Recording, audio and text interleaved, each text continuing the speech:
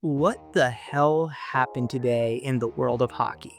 I mean that with all sincerity. I am reeling over everything that happened today, from the Tate McRae controversy to Artemi Panarin being traded to the Kings of all teams, more Flyer drama around Matvei Michkov, and then to top it all off, Gavin McKenna gets arrested. What is happening in the hockey world right now? We're going to break all of that down and talk about who won and who lost in this absolute insanity. Let's start off with Tate McRae, who apparently pulled a red wedding of her own and knifed all of Canada in the back while appearing in an ad for the US Olympic team. Tate McRae is from Alberta, which is in Canada. So yeah, naturally, there were a lot of people with feelings, but who won and lost this controversy? Well, first of all, winner Tate McRae. Goes aside, I'm assuming, based on the assumption that Donald Trump will eventually annex Canada as the 51st state and appoint her governor. She's just looking out for her own future. That's very smart of her. Another winner, her potential boyfriend, Jack Hughes, like Emperor Palpatine before him, managed to pull over a weakened Tate McRae to the dark side of the Force, aka the south side of the US-Canada border.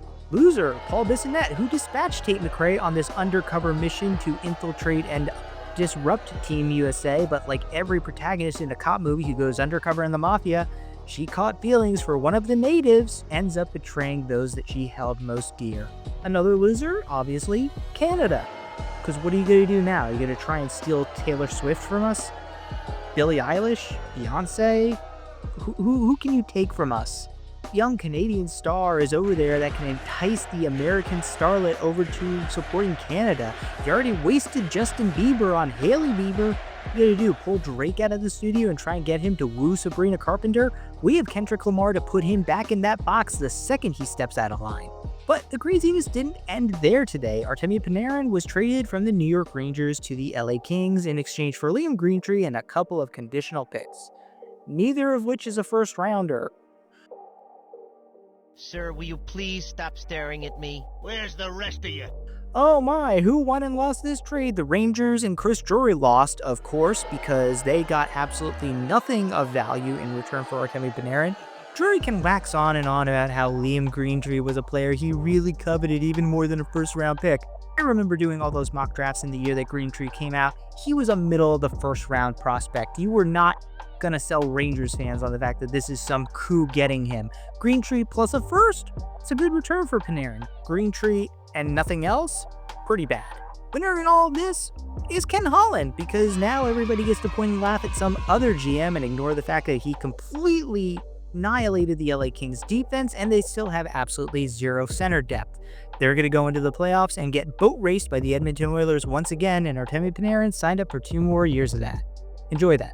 But speaking of metropolitan teams in disarray, the Matvei Michkov took yet another disastrous turn today, as just one day after GM Danny Briere came out and told reporters it's ridiculous to believe a report between young Russian star Matvei Michkov and head coach Rick Tocchet. There's a new report that multiple NHL teams believe that the Flyers think that Michkov is fat and out of shape. Okay, those aren't the words they used. Basically, unable to do the things that he needs to do, which a lot of people have assumed is related to conditioning and his weight. Well, basically, a day after the GM came to put out a fire, a new, bigger fire emerged in the shape of Rick Tocchet yelling that Michkov's a fat ass.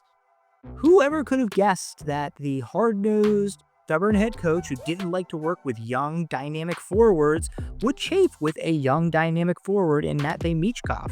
Of course, this all makes Rick Tocchet look absolutely horrible, but even a bigger loser than Rick Tocchet is Danny Briere, who has had his entire credibility and power within the organization undercut, and another loser, Matvei Michkov, whose trade value is just going down and down and down, as there are even more questions about his work ethic and character, which were things that came up before he was even drafted. Oh, and by the way, he wanted very badly to come to Philadelphia, even reportedly telling other teams that they shouldn't draft him because he would only go to a few places, Philly included. And now they are completely fucking up his development. God, just a cacophony of ineptitude over there in Philly. Another loser in all of this, of course, Flyers fans, who can never have anything nice. And finally, the wildest story of them all, Gavin McKenna getting into a fight at a bar after Penn State's most recent game, assaulting another patron and being charged with aggravated assault, which could carry up to a 20-year sentence if he is convicted.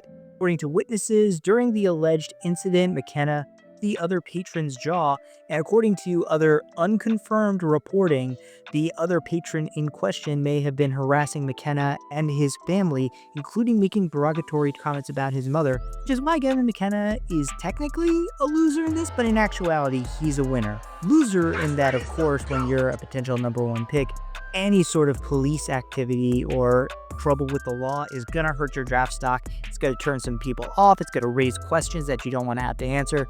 But in all actuality, if somebody's talking shit about your mom and you knock him the F out, you are completely justified in doing that. It also lets the other guys on your team to have your back, which is apparently what's been going on in the comments of McKenna's Instagram. Also, before McKenna's even taken his rookie lap in the NHL, he has shown the entire league that he is not one to be messed with, that he will stand up for himself, he will square up, and he can knock somebody out if they do not take him seriously. Big win for Gavin McKenna, and I would bet that there are a lot of people in the NHL who, while they might publicly grouse about his involvement with the law, they're in private, patting the kid on the shoulder and telling him way to go.